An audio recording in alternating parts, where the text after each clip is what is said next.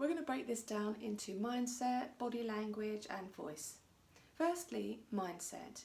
If you want to communicate assertively, it's really important to remind yourself that you have just as much right to be heard as the other person. You might be working in a hierarchical environment. The other person might be more experienced or more senior than you, but that doesn't mean that you don't have an important role to play and that you deserve to be heard. So also think about the win-win in the conversation that you're going to have. So put yourself in the other person's shoes and think about how what you want and what you're saying is going to benefit them as well. So think about it in terms of equality. You both have as much right to communicate as the other person. So of course it's also about thinking about what you're going to say, but also how you're going to make sure you give them space to be heard as well. Secondly, body language. The way we hold ourselves says so much about our position and our power in the world and our levels of confidence. And so if you think about animals in the wild, lions will puff up their chests, swans will flap their wings and cobras will rear up, whereas mice will make themselves small and scuttle away.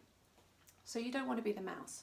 So the equivalent of the mouse is if you hold yourself in like this, maybe you keep your arms folded, perhaps you have a hand over your mouth, or maybe you're kind of looking down like this.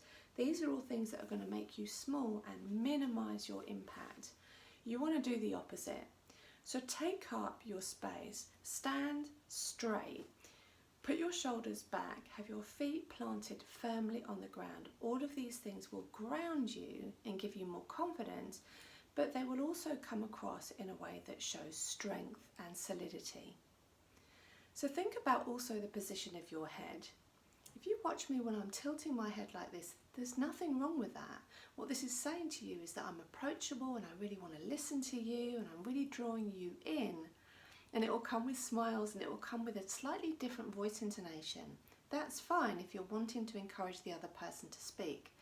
However, if you want to communicate assertively, it's more important and more relevant to have a straight head. Can you see the difference that that makes? Because that then means that you can communicate strong, assertive messages, and it will also clear up your thinking. Then think about your eyes. So if your eyes are darting around and you're looking to the left or the right or down, or maybe you're blinking, all of these things will convey that you're not quite sure about what you're saying. So make sure that you have a really steady eye contact when you're communicating assertively. If you're in a meeting and you want to make sure that you have the opportunity to be heard, think about where you sit at the table as well.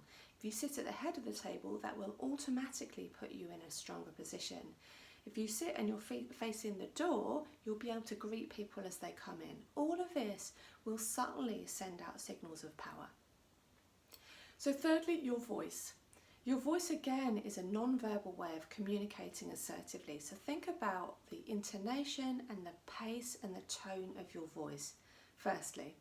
And so if I'm speaking quite squeakily and if I'm like talking quite quickly and I'm using lots of movements like this is really engaging, but it's not going to be as assertive as if I slow things down, I incorporate pauses in all the clauses that I'm communicating with. So short little sentences, pauses, and then another short sentence and a pause. That will mean that you're able to communicate much more assertively and much more strongly than if you speed things up and you add in too much information. Think about verbal disqualifiers as well. And so when we're nervous or we're not quite sure about what we're saying, we'll add things like likes or so's or sort ofs. We might say things like, I'm not quite sure whether this is a good idea. What do you think? You know, I was thinking that maybe we could perhaps do this. Prepare in advance so that you have a really clear and strong message and eliminate those little disqualifiers which will all detract from your message and minimize your impact. So if you want to communicate assertively, it's about mindset, get yourself into the most confident mindset possible. It's about body language, get yourself into a really strong position, whether you're standing or whether you're sitting. And thirdly, think about the words that you're using, prepare in advance, but also think about the tone of your voice and building in those pauses.